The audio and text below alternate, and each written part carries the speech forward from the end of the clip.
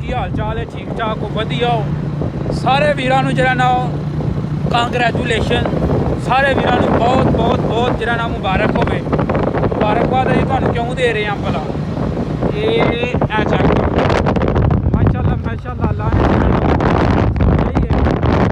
ने जिहड़ा ना साडा रोड अल्लाह कीता बन गया वे। साडा रोड जिवें इत्थे जिन्नी जलालत सी ना ते माशाअल्लाह माशाअल्लाह सारी दी सारी जलालत अल्लाह कीता कोई 3 महीनों की मेहनत मशक्कत के बाद जो है ना वो साड़ी कोई जलालत जी है ना वो हो गई है दूर। अल्लाह कीता साड़ी जलालत शुरू हो गई ते हुण जरा ना वो चेक करो कारपेट रोड माशाअल्लाह बिच गया। जलालत तो है 3 महीनों की पर जरा फल लगा ना वो बड़ा वधिया फल अभी भाजी वाह भाई वाह। कितना कौन जरा ना इतना 4 साल बाद अभी कोई ऐसे रोड के उत्ते अपने चढ़े हो। चेक करो हाय हाय हाय हाय स्वाद नहीं आ गया साजी, स्वाद नहीं आ गया। हुण असीं गोदपुर जरा ना घट्टो घट्ट भी 5 ਤੋਂ 6 मिनटां ਦੇ ਵਿੱਚ ਅਸੀਂ ਪਿੰਡੋਂ सीधा गोदपुर।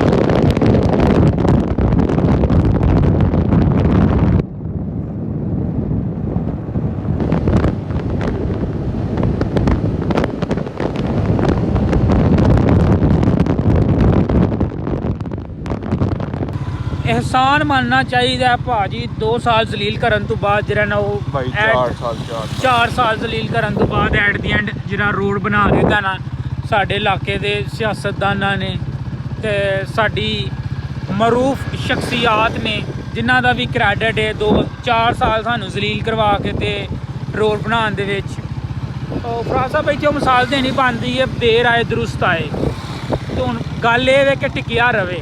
की आंदे हो तुसीं इंजीनियर बंदे हो, दसो टिकिया रहेगा रोड कि नहीं? मेरे ख्याल नाल रहन देने साढ़े को कुछ होर ना गल्लां निकल दो। बाकी जेह्ड़ा साडा रोड बनेआ जेह्ड़ा राती कितने साडे घर दे अगे भी गोडाला बचेआ होए भाजी गल ये वे कि जेह्ड़ा ये वे साडा अपना एयरपोर्ट रोड ये तो बन गया ते जो कपूरों वाली अड्डे दी मां भैन ने कीती है नाइनाबाद च वो भी असीं तुहानूं वहाने जी उस जान तक असीं व्लॉग कंटिन्यू रखिया ते उम्मीद करांगे कि अपना जरा ना वो जिन्ने भी लंघते ने डेली इत्थे वो माड़ियां मोटियां ते दवावां टोड़दे ही होने 4 सालों की जलालत तो बाद। सब नालों वड्डा खर्चा बचना गड्डी की मेनटेनेंस का। दूजे नंबर ते फ्यूल एवरेज बड़ी जी वध जानी हर एक गड्डी की। ते दूजे नंबर ते जी फीस सवारी 40 ते 60 रुपये मंगते सन रशके वाले अपना कपूरों वाली गोदपुर आउंदे वो भी घट गए ने। लो जी वीरो ये सी अज का छोटा जिहा नहायत ही ब्यूटीफुल व्लॉग। उम्मीद करांगे कि अज का व्लॉग तुहानूं पसंद आया होएगा।